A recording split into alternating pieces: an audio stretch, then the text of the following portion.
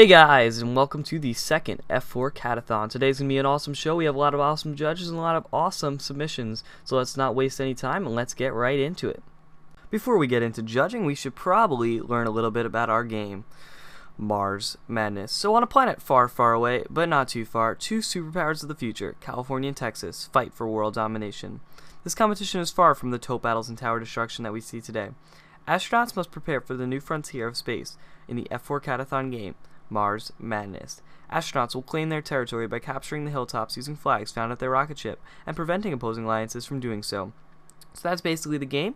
Let's kick it off by looking right at Team 26. Team 26, RI3H, is made up of Jack Lee, Blake Von Der Esch, and Maddie Wolf. They're all designed to block the center main goal and sit there for the entire match.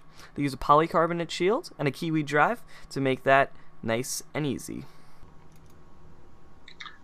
I guess if we're going in the same order, it's my turn.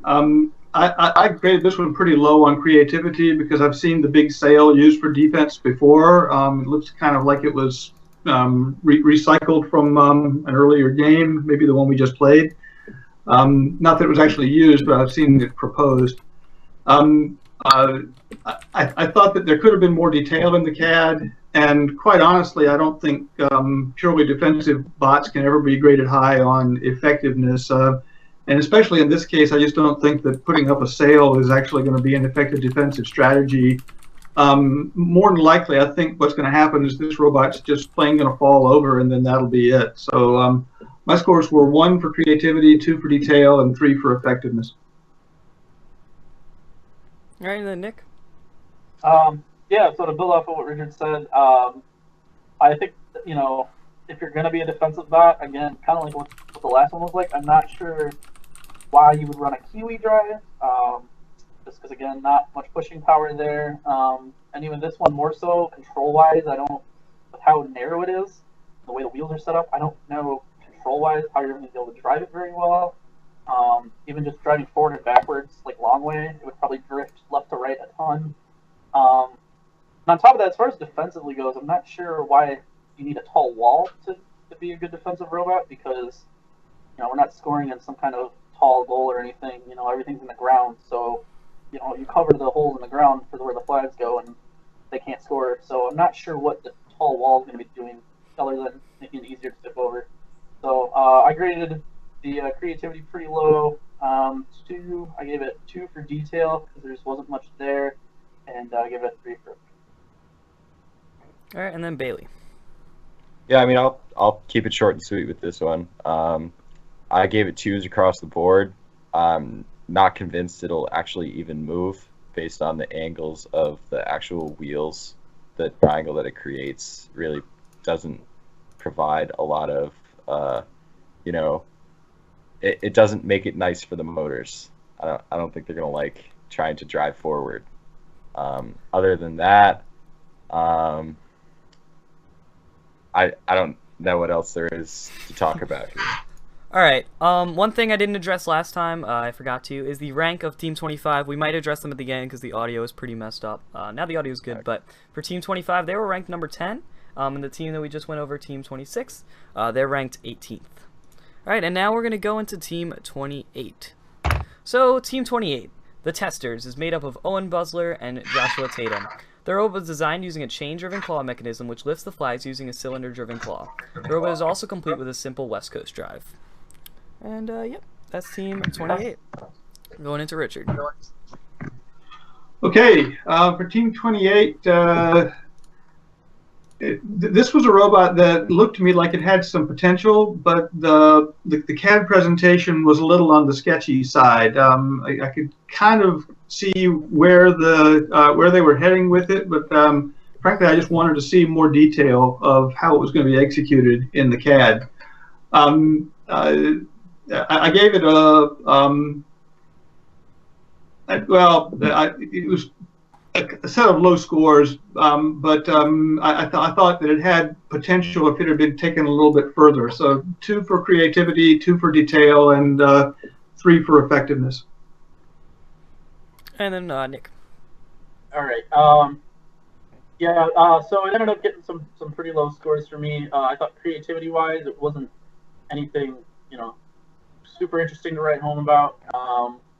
The drivetrain is pretty standard, which isn't necessarily a bad thing. But as far as the arm and the claw goes, the claw looked like it was going to have some problems with the way the cylinders are mounted, for example. It's just kind of shaft going up and down with cylinder mounted on there.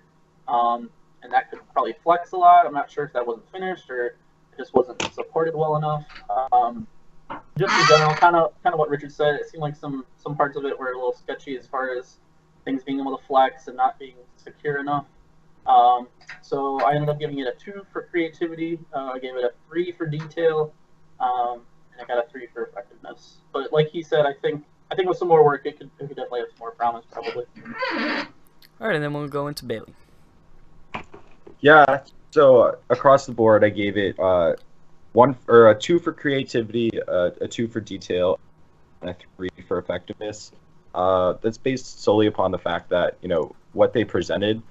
It's very obviously incomplete, but I definitely saw that they had some strategic design in their intent to build something. They obviously had an idea for the manipulation of the game piece, and they had a relatively solid drivetrain there. There's no electronics in the CAD, and it just looks like that if they were given maybe another day or two they would have been able to add some design that would have taken it up to the next notch. I just so as someone in the chat said, but are these scores out of 5? Creativity and detail are out of 5, and effectiveness is out of 10. Yeah, so we should probably explain the scoring system really quick. The first 2 categories are out of 5, and then effectiveness is out of 10. Score tiebreakers, rather, are going to be done in the order of we valued CAD detail over creativity. There was a single tie. Well, effectiveness would be scored the higher, but they ended up having the same exact effectiveness score as well. So there was a single tie. I can't remember the teams, but the rankings that we did put in didn't change. So that's how we're doing that. And Team 28 ended up with rank 17th. So then we'll head into Team 30. So Team 30, aptly named Team 30, is made up of Garen Tyson and Jared Dunn, and has 1 central claw on a pivot, as well as a configuration in the back to hold all 5 flags to place in the central hill. Their strategy involving placing all flags completely capturing the hill at the end of the match was deemed to be an interesting one, and overall seems like a pretty solid design. So now we'll hear from the judges, starting with Richard. Yeah, I really did think this was an interesting design. My score was 3 on creativity. I guess I'm a little bit skeptical, and if I had seen the thing in slightly more detail, if I had said something that kind of showed me the strategy of placing a whole bunch of flags simultaneously on the hill is actually going to work, then I probably would have gone a little higher. But for me, there was some creativity there. I would have liked to see more detail, but I could tell that there was a good idea behind it. And I'm a kind of a sucker for a good robot arm, and this one had a really nice arm concept. It's short, and it looked like it had plenty of power, and it looked like it could be controlled effectively. And more to the point, it looked like that when the game got interesting, it's like flags started falling down, or if there was a battle over flags, that this robot would come out on top in a struggle. So I rated it higher on effectiveness than anything else. I gave it a 6 for effectiveness.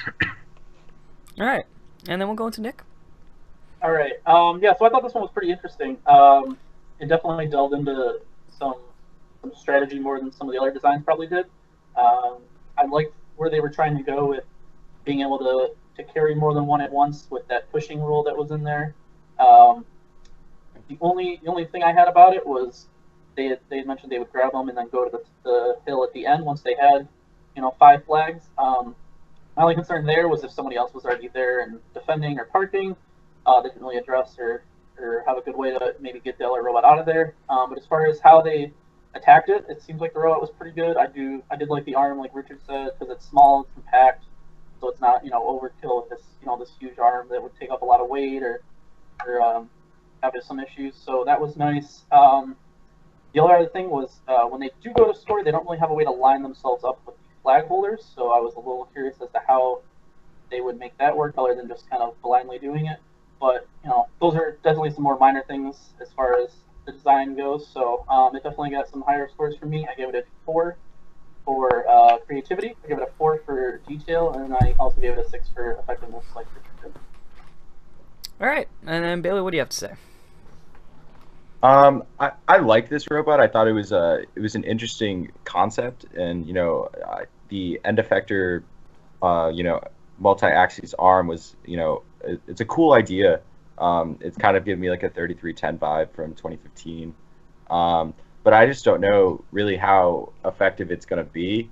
I think their manipulation of the flags is going to take a lot more time than they think it's going to. And as far as, handling all 5 flags at once in that sense, I don't know how well that robot's going to be able to do it. The action of picking up, manipulating a flag, and placing it in their claw, I think they're underestimating the amount of time it's going to take. I just don't know really in an actual match how effective the robot would be.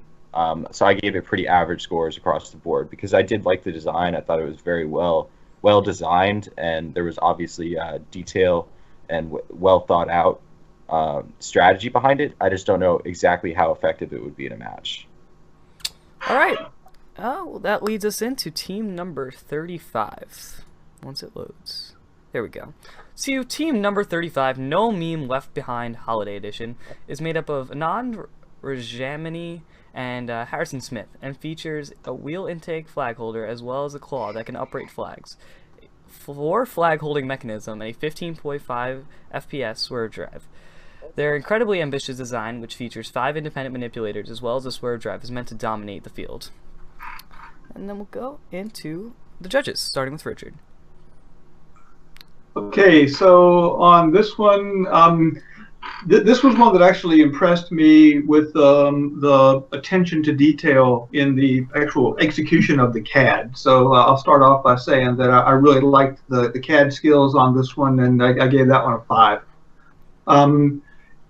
It didn't seem like an extraordinary creative idea. I'm not sure that I'm not a real big fan of excessive creativity, quite honestly, when you're trying to decide how to build your robot, because you can actually get bogged down in creativity and never get the thing done. So even though I only gave it a 3 on creativity, I thought it was a really interesting robot. I was a little bit concerned that swerve drive in this game really might not be the most effective way to go, and so that kind of biased my score on effectiveness. I gave it a 5 for effectiveness. It's a robot that I like the look of, but I'm concerned about that swerve, and I think I probably ought to pass it over to Nick for more comments on swerve here. All right, Nick, let's hear it. Yeah, so I mean, don't get me wrong, I love swerve. I think everybody knows, I'm definitely a big, fan of it and using it as much as possible. I don't, however, I'm going to be with Richard on this one. I don't see how effective it would be in this game or what benefit. It's not even if it's going to be effective or not. I just don't know what benefit it's going to give you over, a nice traction drive or something.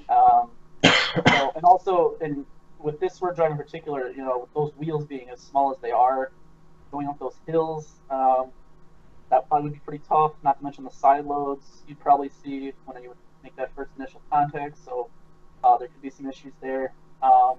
Setting that aside, it took me, and I think we were talking about this before the video started, we were a little confused as far as how everything with the intake was working.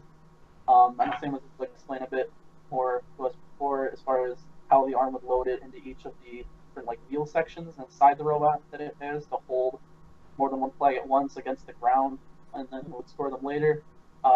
But yeah, as far as details goes, it was definitely one of the most, if not the most detailed one submission that we had. So I definitely gave it a 5 for that. I did give it a 4 for creativity because with all the different things with the intake and how they were going to manage that, I thought it was pretty creative compared to most. I give it a 5 for effectiveness just because of maybe some of the drawbacks with the drivetrain and not sure how everything was going to work. Yeah. All right, now let's hear it, Bailey. What do you have to say about this one? Yeah, I'll jump on the bandwagon as far as another skepticism of the swerve drive here, especially since they're, if I remember correctly, sitting at about 15 feet per second in a swerve drive, which is relatively fast in my eyes. Maybe not for somebody who lives in California or something, but again, bouncing back, I don't know. I don't necessarily like the small wheels. I don't know how well they'll be able to traverse the hills. And kind of similar to the last robot, I don't like the 5 independent manipulators. I think it's a bit much, and I really don't think they're taking into account the amount of time that it would really take to finish and execute their strategy. So for that sense, I gave it really good scores for the detail and creativity, but as far as effectiveness goes, I gave it a run-of-the-mill average score at 5. All right, and Team 35 ended up with the 6th rank. That leads us right into team number 37. So team number 37 is the Bare Metal Catters, made up of Bradley Davis and Connor Nickel. Features a fast shifting robot and a flag pacer that could shift to the opposite side of the robot and upright. Their claw, which can pick up flags from both sides, is simple yet robust. And Richard, how do you feel about this one? This is another robot that I actually really liked. I guess the first thing that jumped off the page about this design to me was robustness, and that's kind of what I try and coach my own team to strive for. Is if you never miss a match, then that really increases your chances of winning the event. And this looks like a design that was, right off of the page, it screams robust at me. So I really liked that one. I enjoyed seeing a lot of detail as I kind of zoomed into the CAD, and so I gave this one a 5 on detail. I gave it a 4 on creativity, and I thought this was one that was going to go far into the competition, so I scored it a 7 on effectiveness. All right, how do you feel about it, Nick? Yeah, so the detail was definitely one thing that jumped out as far as everything being taken into account. They've even got bolts. They've got all the fasteners and stuff in there. They thought all that through. They really didn't leave much behind as far as forgetting to put some things in. So that was nice, and that also helped kind of analyze the design itself and figure out everything that's going on. I thought it would definitely, as far as the regular gameplay goes, I thought it would, like Richard kind of said, it would definitely be able to hold up, definitely through qualifications, if theoretically there was some. And overall, it'd be able to play the game for the most part. The arm was nice. I wasn't sure, what benefit having it go on both sides of the robot would be able to give you, but it doesn't seem like it took away from the design a whole lot, so maybe that wasn't a huge issue. I'm just not sure what benefit it gave. Otherwise, let's see, score-wise, I gave it a 4 for creativity. I gave it a 5 for detail, so I maxed out creativity on that one, and then I gave it a 7 for effectiveness, just for being able to hold up through competition and play the game for the most part. So. All right, and then Bailey. Yeah, I really like this this design. Definitely well thought out. A lot of detail went into the CAD work, so I gave that a 5 out of 5 for the detail. Creativity, I thought it was a really well thought out design as far as being able to pick up from both sides of the robot. I really like that. I gave this an 8 for effectiveness. One of the things I really like about it is the relatively simple aspect about the robot.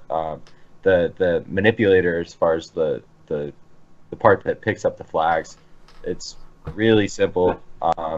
It's just 2 pneumatic cylinders compared to some of the ones that on the other robots that were a lot more complicated. It just looks like it'll work. That's one of the things that I really liked about it. Like, this is one of those robots that if it's programmed well, it'll walk into a week 1 competition and do well. All right. They ended up becoming the number 3 robot in this, so first person in the top 3 is number 37. That leads us into team number 38. Team number 38, Spitfire, from FRC 836, has an agile, lightweight West Coast drive robot with a long arm on a cylinder with a clamp to move flags. That's pretty much it. let's hear from the judges, starting with Richard. Yeah, this one, yeah, not too much to be said about the drivetrain. It's a pretty standard West Coast drive. I think you could probably, at least get around the field and climb the slopes with that kind of a drivetrain. So no argument there. But it didn't strike me as being particularly creative. It looks like something that a lot of teams have done before. The arm struck me as so under-designed as to maybe even be called flimsy. I think it'll actually just plain break off. And I've been in the unfortunate position of having to be a referee on the field when a team had its arm broken off and just had to kind of blame it on the robot. And I don't like that because I don't like seeing robots break. But this is one of those where if you design it like this and it breaks off, it's pretty much your fault.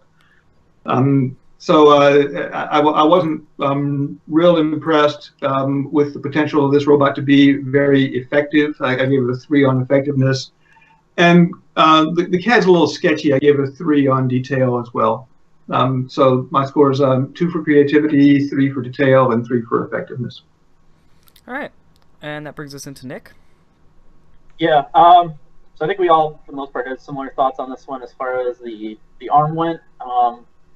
Just, as far as more specifically where it's flimsy, just using the 1x1 tube for the arm itself, it's just probably not enough. You need to probably go to at least a 2x1 thicker wall. It's not like you're hurting for weight on this robot, so you definitely can afford to do something like that. Even the joint itself for the arm is pivoting off of is just so minimal and small that any kind of side load on that arm would probably either bend that pivot or it might even, if it's just riveted on, it would just tear right off. Also, the claw itself, the plates it has for the claw were also very thin. So, if that kind of got hit in the wrong direction anyway, those would probably bend, and then your intake's probably out of commission at that point. I will say the drivetrain was good. Like Richard said, not super creative, but it's again not necessarily a bad thing for a drivetrain necessarily.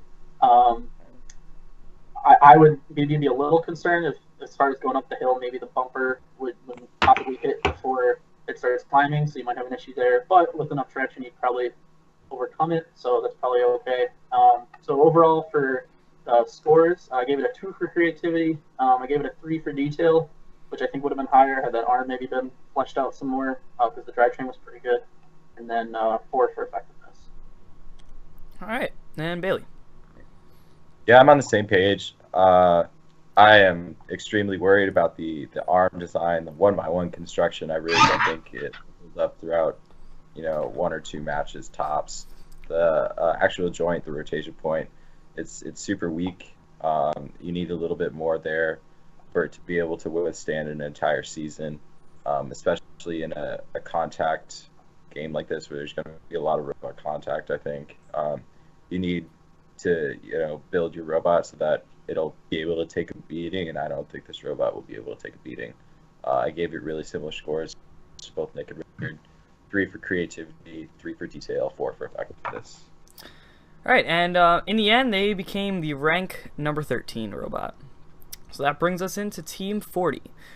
Team 40, Bedford CAD, made up of Eric Pulse and Charles, features a mechanism that brings the flags back inside their frame perimeter to score in the hills, semi-protected. So that's a slightly interesting design. Let's hear from the judges. Yeah, I thought that the arm on this one was, probably its best feature in terms of overall creativity. I would have liked to see a little bit more detail in the implementation, but just the concept of how that arm is supposed to work struck me as being something that if a team, were at this stage, say, 2 or 3 days into brainstorming and prototyping, and then they kept at it and improved this arm over a period of time, then by week 4, this could really be something. So I really kind of liked this design from that point of view as in terms of a place to start.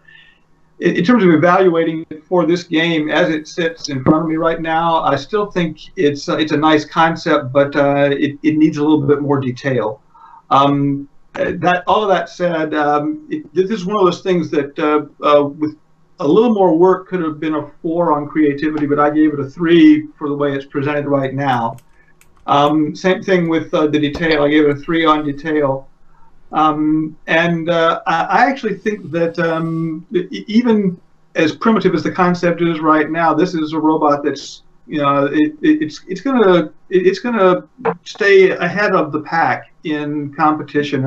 I gave it a 5 out of 10 on effectiveness. And again, that's one of those things where with more development of the idea, that one could have gone a lot higher. Yeah. All right, Nick, what do you have to say? Yeah, I'll definitely say it probably just needs to be fleshed out some more. I think they were probably on the right track with what they were trying to do.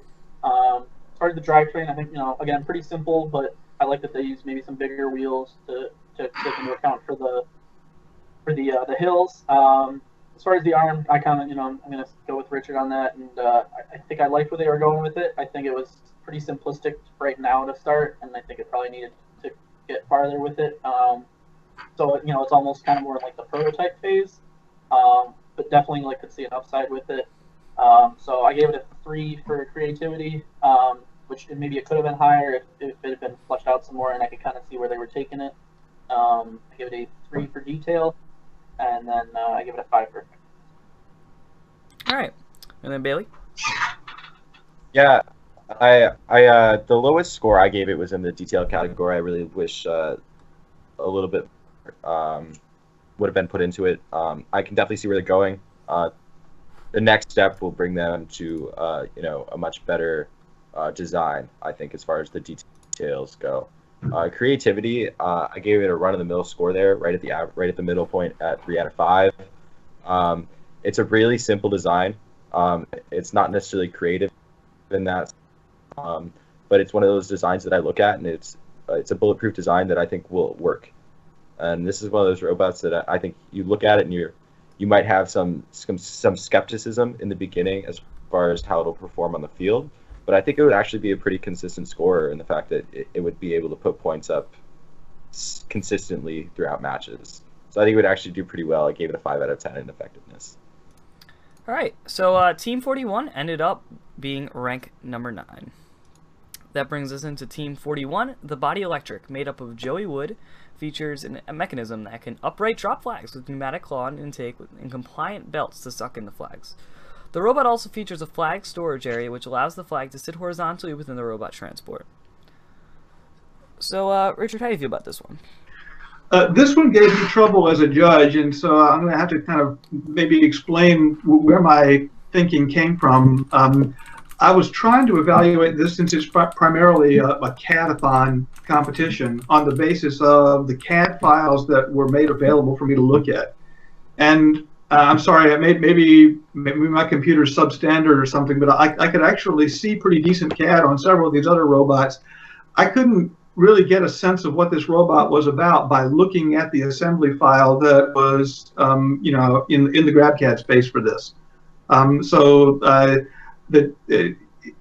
was kind of at a quandary here because I was trying to decide if I should judge this one based on what I was seeing in the CAD or by what I could see in the renders, because this is a much better robot in the renders than it is based on what I saw when looking at the CAD. So my scores were low for the CAD. I rated it 2 on creativity, 2 on detail, and 3 on effectiveness based on what I saw in the CAD. If I were scoring it based on what I can see in the renders, I can tell you that each of those numbers would be a couple of points higher. Yep. All right. How do you feel about it, Nick? Yeah. So I didn't have quite as many issues with the CAD as Richard did, so I'm not sure about that. But I will say I did like the intake a lot on this one. One thing we were, as judges, talking about before the show started was I wasn't positive because I couldn't quite tell in the CAD, but I think the 2 intake sides, if they were spring-loaded together, I think it would kind of be really important for this one because they've got kind of like the funnel lead-in with those belts before it, the belts drive it into the holding spot in the intake, which I really liked. But if those weren't spring-loaded together, then I don't really see how it would hold it. So I would assume that there's something there, but since it wasn't there, that was maybe an issue. Then the other thing we couldn't quite figure out was there's those wheels at the top of the robot. There's those anti-mark compliant wheels. So the arm rotates up there to hold it in place. The only thing we couldn't figure out was those wheels are not driven. So if they're just idling, we weren't really sure why they were wheels or if they were supposed to be doing something. So that was a bit confusing. As far as the drivetrain goes, I thought that was definitely good for what the game is as far as pushing and going up the hill and everything. So I thought that was good. So my scores definitely ended up being higher than Richard's were. I gave it a 4 for creativity, especially because of that intake. I gave it a 4 out of 5 for detail, and then I gave it 6 out of 10 for effect. All right, and then Bailey. Yeah, I actually had almost exact scores to Nick. I thought that the CAD was well done. It looks like the team knew what they were doing in the program. So I like that they were able to execute some lightning patterns and things like that in the actual detail work of the design, which I thought was pretty good. Creativity, I gave it a 4 out of 10 as well. I like how that they were able to, develop a pretty good, from what I could tell, intake mechanism as well as a storage area for the game piece. And I thought this robot would actually do pretty well in the field. Consistent score. Once the intake was, nailed down and working pretty well, I thought they would be able to, manipulate the flags pretty well. Yeah, so team number 41 ended up in rank number 9. So that leads us into team number 42, the Circadian Rhythm, made up of Alistair Pilley, I think it's Pilley, I'm sorry, Alistair, from team 4613. Features 2 sets of dry systems, one angled so that they could drive up the corner of the hill and accurately place the flags on the top, and the other a robust pneumatic wheel West Coast drive. The robot is simple, robust, and complete with plenty of Tim Tams to make it one of my favorites. So, Richard, how do you feel about this one?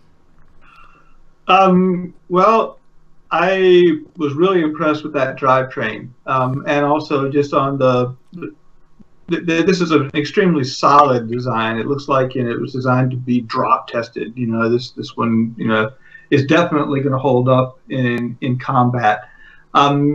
I rated it as having the best drivetrain that I saw in this CADathon, and a pretty good arm. I won't call it the best arm that I've seen here, but a pretty good arm. My scores were 4 on creativity, 5 on CAD detail. I mean, this thing was a really amazing set of files to look at. And I actually think that this one's going to go extremely far. I gave this one an 8 on effectiveness. All right. And Nick, how do you feel about this one? Yeah, so to go right along with what Richard said, I think it was probably one of the most durable and robust designs we saw out there, which I definitely think is really important. Drivetrain definitely was a big plus. It clearly would be able to drive up the hills and have no issues and be able to push its way around some things, so that was cool. I like the arm. The intake was simple, but the way they did it, it would be very effective. It was definitely one of the better claws out there that's been done, so that was good. And really, it kept it simple, but at the same time, it executed that well. So I gave it a 4, I believe, for creativity, and I gave it a 5 out of 5 for detail because I really thought everything through, and then I gave it a 7 out of 10 for effectiveness. All right, and then Bailey. Yeah, I really like this robot.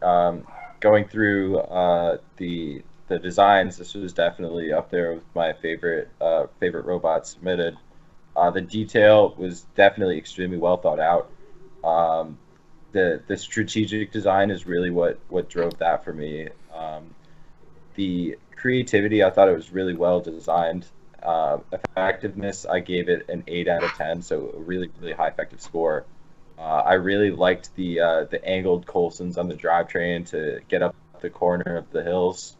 I really, really liked the manipulator. I thought it was simple, well thought out, but also going to be able to manipulate the game pieces really well. It just looked like a bulletproof robot to me, and something that I would want to be working with if I were playing with this game. All right, so because of all of those awesome comments, Team 42 ended up with the number 2 rank. So yeah, the robot from Down Under did pretty good.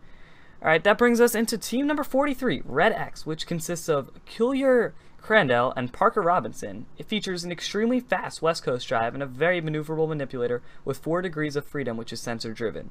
The design, which features a custom-made linear actuator, looks like a Mars Madness powerhouse. So Richard, how do you feel about this one? Yeah, this was another one where I had trouble getting the CAD files to open and show me what the robot was really all about. So my initial pass through this, I actually had scored it much lower. Then Thanks to a little bit of feedback I got, through the judging process early, I was able to go back and take another look at this one later, and I realized that there's actually quite a bit to this robot that I could not see in my initial pass through the CAD. So I'm not quite sure what was going on. Maybe something similar to the issue I have with 41. But in any case, this one, I like it because it's compact. I mean, it kind of reminds me of some of the good small robots that I've seen, at the championship in the last few years that really take advantage of having a smaller footprint and being able to kind of take all the mechanisms and squeeze them into a nice compact and in my opinion very robust package here. I gave this one a 4 on detail and a 7 on effectiveness because of what I was just talking about. Overall, this one seemed kind of just average on creativity to me. But again, I'm not a big fan of creativity at the expense of effectiveness. So to me, this was a good robot, even though the creative score doesn't show that. All right. So Nick, how do you feel about this one? Yeah, so I think I maybe disagree with Richard a little bit on the creativity. I thought that the intake was definitely one of the more interesting ones and something different than, for the most part, what we were seeing from most of the other teams. It is still kind of a claw, but it wasn't just your run-of-the-mill claw with all the different degrees of freedom it has and everything. So I thought that was pretty cool, and it seems like, if done correctly, with the CAD, most of it was there. So it seems like when they were building it, it probably come together pretty well. The drivetrain is pretty standard, but again, I'm not gonna let the creativity score be affected a whole lot by the drivetrain, just because that is one thing where and especially for this game, I didn't see a need to go anything crazy. So overall, I thought it was pretty good. I give it a 4 for creativity. I gave it a 4 for detail, and then I thought it'd be pretty effective. So I gave it a 7 out of 10 for effectiveness. All right, and Billy, how do you feel about this one? Yeah, I too gave it pretty high marks across the board. Creativity and detail, I thought it was a really well thought out design. I like the lead screw tilt on the manipulator. I thought it was going to be able to handle the flags pretty well. I gave it a 7 out of 10 on effectiveness. I like where they were going. It was something different to look at, which is something I liked as far as the manipulation of the flags. Yeah, so in the end, they were the 4th ranked team. So that brings us nicely into team number 44, Matterhorn, made up of Matthew, not pronouncing his last name, and it uses a simple West Coast drive, a manipulator, and a turret to easily intake flags and position them quickly and effectively. So how do you feel about team number 44, Richard? I think somebody else had mentioned in the chat early on in this CADathon that this thing has a kind of a beastly appearance to it, and I certainly agree with that. This is another one that I had a little bit of trouble with because I couldn't get the CAD files to show me as much as the renders were showing me. Eventually, we kind of worked through that, and I think that it actually is a pretty good design. I was impressed with it on just the creativity of the layout. In other words, keeping everything nicely centered and having an effective arm without having to have the reach of the thing mess with the center of gravity too much. So to me, the creativity of this one was in the detailed implementation of a turreted arm with plenty of power. It looked to me like this thing could manipulate just about anything. As a matter of fact, this was a kind of a general purpose robot that might be able to do more than just play this particular game. Having said all of that, I scored it 4 on creativity. My score was a little bit lower on detail, but that was just simply because I could not ever get the CAD files to open and really show me this robot in 3 dimensions the way I wanted to look at it. All of that said, it looked like an extremely effective design to me. I rated it 7 on effectiveness. So again, my scores were 4 on creativity, 3 on CAD detail, and 7 on overall effectiveness. All right, Nick, how do you feel about this one? Yeah, so this was probably one of the, if not the most unique ones that we saw. So as far as creativity goes, it got a 5 for me. It was ambitious. It had a lot going on, a lot of things that other people didn't do. So it had high marks for that. I was a little the only thing with the intake is I like it. I'm not sure because it seems like it's supposed to be pinch rolling the flags up to lift them up. I wasn't sure how it was getting around the flags before it started doing that, unless it's just kind of wedging it in between the rollers. So it wasn't. Yeah, maybe I was missing something there. Otherwise, that was pretty effective. The drivetrain, pretty standard, but seems like it would be pretty effective. So other than working out maybe some of the kinks with having a lot to program and maybe a couple of the issues with the intake, I gave it 5 for creativity, 4 for detail, and 6 for effectiveness. All right, Billy, how do you feel about it? Yeah, my scores were the exact same as Nick. The skepticism I had with it kind of comes back to some of the other designs that we talked about in the beginning of the show. They have a very multi-axis arm. It's going to be hard to control. It's going to be hard to actually use and drive behind the glass. I don't know how.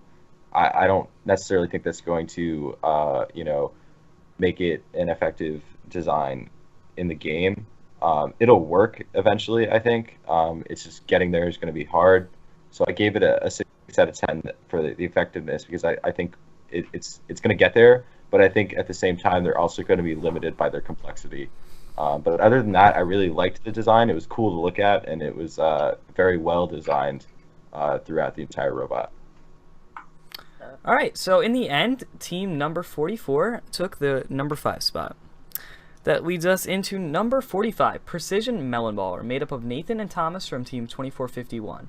They designed a primarily defensive bot using a 6-sim swerve drive, with the main strategy of being able to quickly unscore flags in the last 45 seconds. So Richard, how do you feel about this one? I probably should just wait and let Nick talk about Swerve. My only real comment is I couldn't really see the point. This is one where the CAD was beautiful. I scored this a 5 on detail as far as just the aesthetic appeal of the CAD to me, just looking at it. But the other scores were a little bit lower. I gave it a 4 on effectiveness because I just don't think it's going to contribute very well. I don't think this is going to be a high steering robot at all. And as far as creativity, unless you're calling six-wheel swerve inherently creative, there's really nothing else to talk about here. So I actually gave it a 2 on creativity. You can probably tell I'm not a huge fan of Swerve, and I just don't think this is the game for it. But it's a beautiful robot to look at. So Nick, this is your team, but I'm going to allow you to make comments on them, see how you feel. Yeah, so I decided I didn't score this one just because I figured it probably wasn't right for me to score it. But I will say, I love the swerve module. I think it's fantastic. Seeing as I've worked on it, I do like that quite a bit.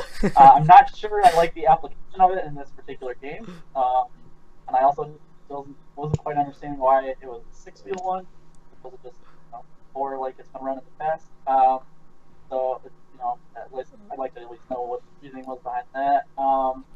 And then I think it's just because so much time got spent on the drivetrain. I think everything else definitely kind of fell by the wayside. So as far as the arm and the intake, definitely pretty weak, and probably wouldn't be able to hold up to a whole lot. So I'm not sure how effective it would be there. So as far as scoring goes, I didn't score it. We just entered it by scores as the average. Yeah. So if you didn't hear it, because it kind of cut out a little bit, basically we just averaged the 2 scores from Bailey and Richard, and that was Nick's score for this robot. So Bailey, how do you feel about it? Definitely similar to what Richard said. I don't think that the 6-wheel swerve is beneficial at all at this point in the game, and kind of bouncing back to what he said as well, I really don't think it's going to be able to manipulate the game piece. The manipulator just looks flimsy. It kind of looks like they spent so much time on the drivetrain they had to throw something together to manipulate the flags. So maybe given some more time, they would have been able to put out a game piece manipulator that would have been much more effective. But the way as it sits right now, I gave it 3s across the board because even though it was very well designed, very well thought out, it was only well thought out in the drivetrain. So Yeah, all right. So they ended up becoming the 12th ranked team, and that leads us nicely into team number 46. So team number 46 has no name. It's comprised of Sydney and Garen, and it utilized a lot of COTS components to design a pretty simple robot. This tiny robot was primarily designed around the strategy of defense. So Richard, how do you feel about this one? I should preface this by saying that this coming FRC season will be my 22nd overall, and so I've actually seen this robot before. Many teams in their first year of FRC competition might not set out to build a robot exactly like this one, but they end up at the competition with a robot that looks surprisingly like this one, and then they learn from that. These robots have been called various things, from toasters to bricks or boxes on wheels or whatever, but that's basically what's presented here. And as far as that goes, it's a nice implementation of the kind of, like I said, classic for FRC box on wheels concept. I rated it low on creativity, gave it a 1. It's very sketchy on details. I have 2 there, and I think that in terms of its effectiveness in the game, it's actually going to be pretty weak. Also, it has a 2 on my score sheet for effectiveness. All right, so Nick, how do you feel about this one? Yeah, I'm pretty much right where Richard is. We ended up with the same scores. I think the one thing they did do is that they switched out the wheels. This is the peanut chassis that IndyMart sells. They did switch it to bigger wheels, which I think would probably help them a little bit, at least getting around the field and up the hills and things. But I think it would probably get bullied around the field quite a bit. I just don't think it had much pushing power just because of how small it is and or how much traction it would have with just the 2-motor drive. So I think it would probably get pushed around quite a bit there. And they had started the manipulator there, but with it not mounted to anything and kind of floating in space there, and obviously they just didn't have time to finish. So that unfortunately didn't help them a lot. So like I said, I had a 1 for creativity, a 2 for detail, and 2 for effectiveness. All right, Billy, how do you feel about this one? Yeah, just to echo what was said before, it just looked like they had something to start with and were never able to finish. So I gave it pretty low scores because of that. 1 for creativity because they took a practically existing chassis. 1 for detail, it just didn't look like they were able to finish it. And 2 for effectiveness. It's a drivetrain. It's, as it sits right now, there's nothing else it can really do. All right, so they ended up in rank number 19. So now we're going to go into team number 47. So team number 47, the robot was designed by Ed and Mason, and it was designed, hey, there we go, by Mason and Jordan from team 1533 Triple Strange. The team utilized a proven swerve design for their drivetrain. In fact, they even utilized a swerve pod for their claw manipulator. In addition, the team opted for a door mechanism used to cover a hill while they were sitting on it. All right, Richard, how do you feel about this one? This is an example of if there's something that you can do well and you can reuse it, then you should just keep doing that thing. So if you're good at building swerve modules, then this is actually the robot for you. It's got them all over the place, and I think that prefaced by my previous comments about the effectiveness of swerve in this game, I think if you're going to build swerve for this game, this is probably the way to do it. I rated this robot a 5 overall on effectiveness because I think it's going to get pushed around a little bit, but it certainly will hold its own against most of the field. I liked the detail in the CAD. I gave it a 4 on CAD detail. As far as creativity, again, I don't think Swerve at this point in the history of FRC evolution is inherently creative anymore, so it's kind of average on that. I gave it a 3 for creativity. All right, Nick, how do you feel about this one? Yeah, so this one definitely showed some promise. I think it definitely would have some problems as far as rigidity goes and making sure things aren't flexing. The chassis probably needs some more support just because of those openings it has on either side and the cross members not being incredibly strong. And I think with a swerve more than anything, that can be an issue too. The tank drive, if your corners are flexing, you can kind of get away with it a little bit because you're still going to move around almost exactly the same otherwise. But with a swerve, as soon as one of those wheels start not touching the ground or something, then your whole driving gets affected pretty quickly. I did think the detail was pretty good. They got most of the stuff in there. There wasn't a whole lot missing. So overall, I gave it a 3 for creativity. I gave it a 4 for detail, and then they're definitely be able to drive around and score some flags and things. So I gave it a 5 for effectiveness. All right, Billy, how do you feel about this one?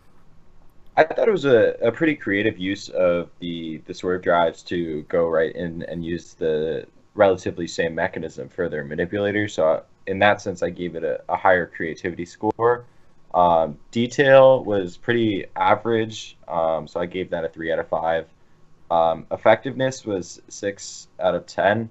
I thought it'd be able to hold its own, but there needed to be a little bit more as far as rigidity and structure goes. I don't think as it sits right now, it'll be able to hold up to the aspects of robot-to-robot contact or anything like that.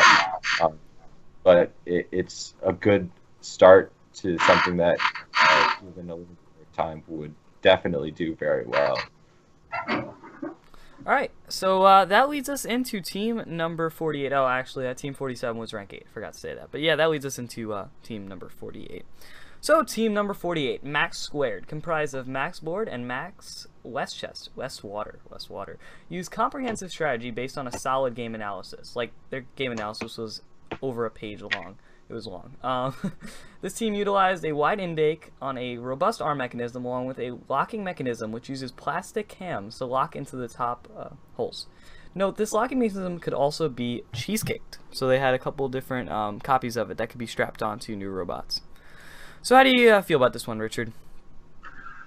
When I saw this one, it said, okay, I think back when I was looking at number 42, I was probably looking at the top seed in this regional. As I look at 48, I think I'm looking at the top pick. In other words, this is the robot that I want to play with, if I get a chance to. And I'll have 2 chances to do it. I can either, seed very high and pick them. Probably I'll have to seed number 1 to be able to pick them. Or I can have a nice drivetrain and be cheesecaked by them and be the 3rd bot. So this is going to be one of the really popular robots at our regional here. I gave it a 5 on creativity because I really like that arm, not just because it can be cheesecaked onto somebody else, but just because it's extremely robust. And I have spent a share of my time in the pits at FRC competition, and so this is one of those things that if something ever did go wrong, it would be really easy to work on. So I like that too.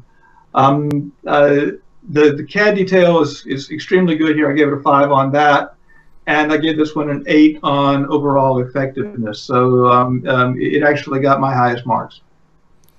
All right, Nick, how do you feel about this one? Yeah, so I ended up with the same scores as Richard. It was also my highest scored robot on my list. I think it was great. I think the drivetrain was maybe probably the best one. Again, not crazy creativity-wise, but probably the most effective one that's going to be on the field. It's going to have a lot of traction. It's going to get up the hills. Like at full speed over those things, they'd have no problem. Plenty of traction, so that's definitely a big thing in this game. I like the 971 kind of feel that arm has, and how effective that would be. As far as the intake too, I think this intake probably was one of the best at what's the word I'm looking for? But being able to funnel it in, so having a nice wide start and kind of being able to funnel into the flag instead of having to perfectly line up the drivetrain to the flag. That was probably one of the biggest things a lot of teams probably would have struggled with, whereas this one probably solves that issue more than most. So overall, I thought it was great. I think it would probably perform the best out there on the field. So 5 for creativity, 5 for detail, and 8 for effectiveness. And back to Bailey. Yeah, I really like this robot. Honestly, my favorite thing about it is they a lot of time working on the game analysis and how to build a robot that'll score the most points and win an event. The thing that I really liked about it is the cam brake that they have in the center of the robot. This is one of those things that you look at it and you're like, why didn't I think of that? Something like that. So I definitely gave this robot my highest ranks across the board as well. Yeah, so they ended up winning the event. Team number 48 was ranked number 1. And yeah, definitely a solid design from the two Maxes. So that leads us into team number 49. So this was another solo member team. They're named Falling Bear, and it was comprised of Byron from team 4774. This robot was designed around the strategy of doing the game tasks quickly with agility, all with a simple robot design. So Richard, how do you feel about this one? I thought that this one, as I look at the detail in the drivetrain, I think it's going to struggle as far as being able to climb. It looks to me like there's going to be some problems in being able to control this robot and keep it on target while it's climbing the hills. Just for the weakness in the drivetrain, I actually scored it fairly low on creativity. The CAD detail was moderate, so I gave it a 3 there, but I just don't think it's a very effective robot. I gave it a 3 on effectiveness. All right, Nick, how do you feel about this one? Yeah, so kind of building off of what Richard said, I think it would definitely have problems going up the hill.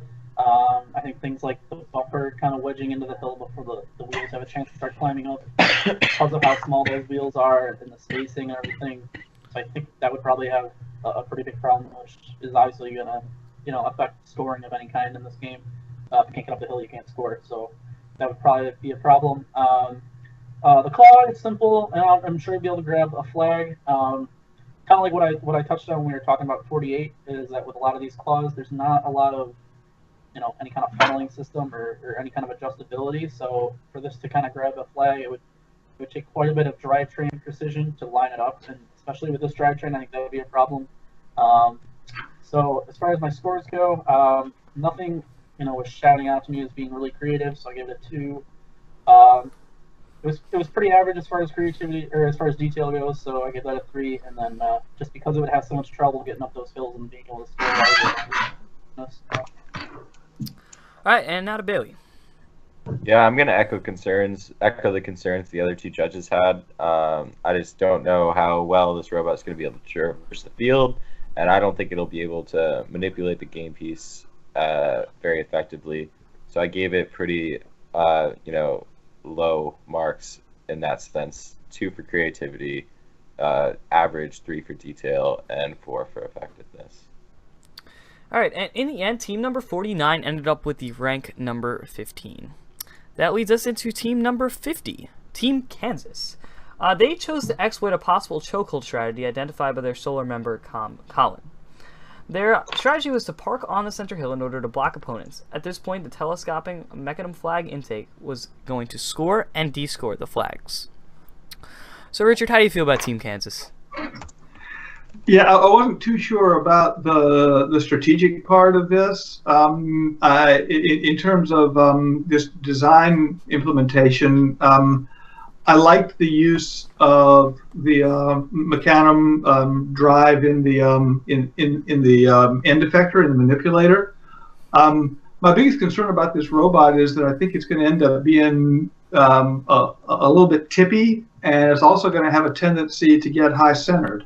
So I think it's going to be a hard robot to drive. It has a potential of getting stuck on the field. Just also, the U-shaped chassis is going to, it's going to be inherently kind of flexible. So this is one of those things where the arm is nice. I'm not too sure about the strategy, and I really don't like the chassis very much. So I gave it a 3 on creativity, which is kind of a mixture of the way I feel about the robot overall versus how I feel slightly more positive about the manipulator. A 2 on detail, because I really can't see enough to be able to tell me how they would get past some of the concerns I have here. And then a 3 on overall effectiveness. All right, and next to Nick. Oh, yeah, so I think the biggest issue with this one was going to be the amount of flex that the drivetrain would see, because there's only, it's only attached on the back. So I think that would be a big problem, because that those two drivetrain sides would just be able to flex up and down so much, and things would be moving all over. So I think you'd have a lot of problems driving it around. I think the intake was a good concept. I think it needed to be fleshed out a little bit more. And also just because it's within the robot so much, I think going to get the flags from the spaceship or whatever it's called would be a little bit more difficult because you have to drive into it so much before your intake would actually grab it. And then finally, we kind of touched on this with that second robot we judged tonight with the walls again for defense. I don't see why you need to be so tall with the walls to defend things, because again the scoring things are in the ground. They're not some hole in the wall that you're scoring into. So not sure how much the walls are really going to help. If anything, they might hurt as far as being able to tip easier. So that was a thing maybe needed to be thought through a little bit more. I gave it a 3 for creativity, for going for something a little bit different. I gave it a 2 for detail, and then I gave it a 3 for effectiveness. All right, and down to Bailey. Yeah, I gave it similar scores across the board as well. I think the biggest thing that this has to take away from their design is they need a more rigid frame. There's no cross members for the entire length of the robot, and it's going to not work. The drivetrain's going to cave in, it's going to bow, and it's just not going to do what they want it to do. So I think that was the big tragic flaw with this one. All right, so team number 50 ended up with rank number 16. So that leads us into team number 51. Team number 51 is our last team. However, we will be redoing team number 25 as there was some issues there. So team number 51, 1595 is the name of their team. And it's comprised of Ethan and Frank, who chose to do one of the more interesting drivetrains in our competition. They opted for Pentaswerve, based on the strategy of placing flags as fast and accurately as possible. The team never did finish their flag manipulator, but their Pentaswerve drivetrain still looks pretty awesome. So, Richard, how do you feel about Pentaswerve?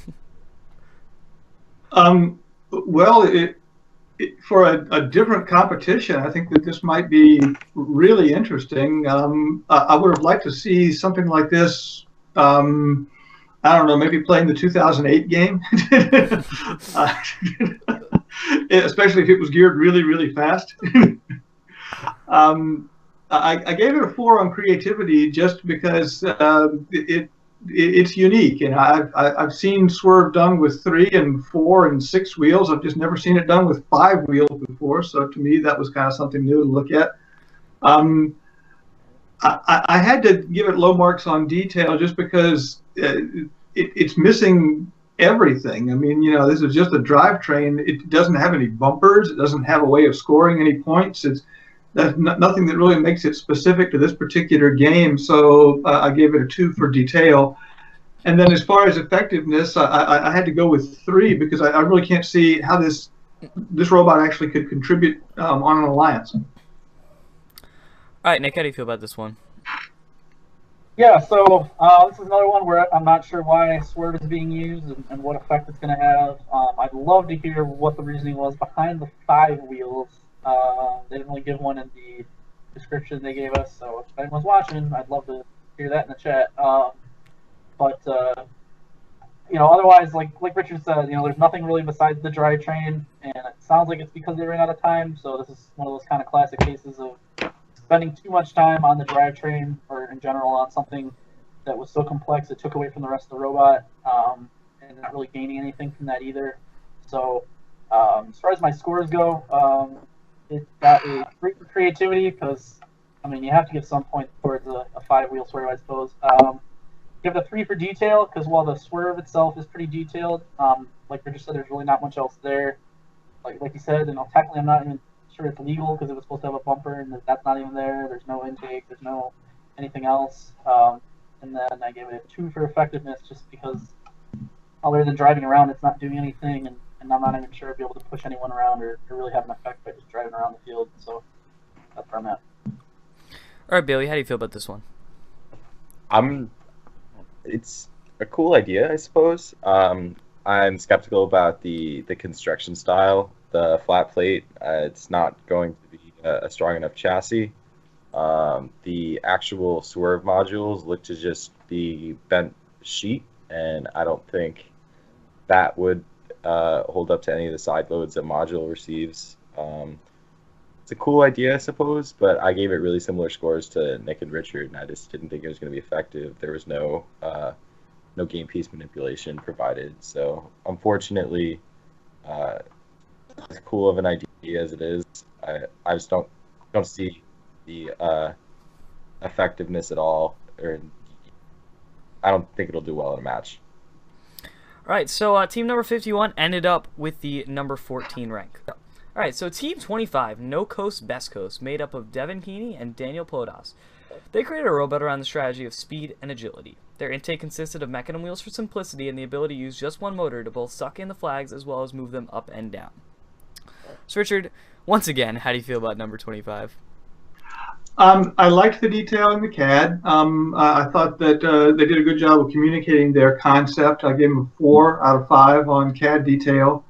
I gave him a 3 on creativity. I think some of the other judges might have thought a little more about that than I did. And a 4 on effectiveness. My main concern here is that building a robot like this is really going to challenge my team's programmers in terms of being able to get that Kiwi to actually go up a hill, while holding a flag. I'm not convinced that that's gonna work. All right, and then we'll go to Nick. Yeah, so I thought the biggest positive about this one was the intake. I like that it kind of funnels the flag in when you're driving into it before it tries to intake it. It's going to make it a lot easier than some of those claw intakes we saw from some of the other robots. So that's going to save it time on the field. Assuming the mechanisms can drive it up and down, like I believe it's trying to do, I'm just kind of going to give them the benefit of the doubt and say that works, because I guess none of us really know for sure until we would build it and find out. But otherwise, I like that. The Kiwi, I'm not sure how effective it's going to be driving around the field. I think it might have some problems going up the hill, especially with how small the wheels are on it. So I think that was an issue. So overall, I ended up giving it a 4 for creativity. I gave it a 4 for detail, and then I gave it a 5 out of 10 for effectiveness. All right, and lastly, Bailey. Similar scores to the other two judges for this one.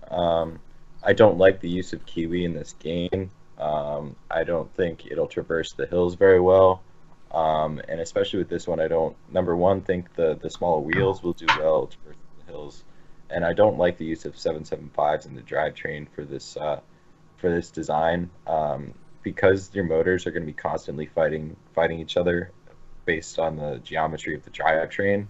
I don't think the 775s will perform well, and I think you'll be constantly replacing motors. I'm actually a proponent of 775s in the drivetrain in a pure tank drive on a flat field, but in this case, I don't think the 775s are going to perform well in the drivetrain. So I didn't like the effectiveness of the design in that sense. All right, and team number 25 in the end took the number 10 spot. So that is actually it for today's CADathon. I'd like to thank all 26 teams who did participate and all 19 teams who did get their robots submitted. I'd also like to thank our GDC, specifically Addie, Dick Shant, Wesley, Brennan, Grace, Dan, Rohit, and William. Especially Nick too, forgot Nick, for being really awesome in designing this game.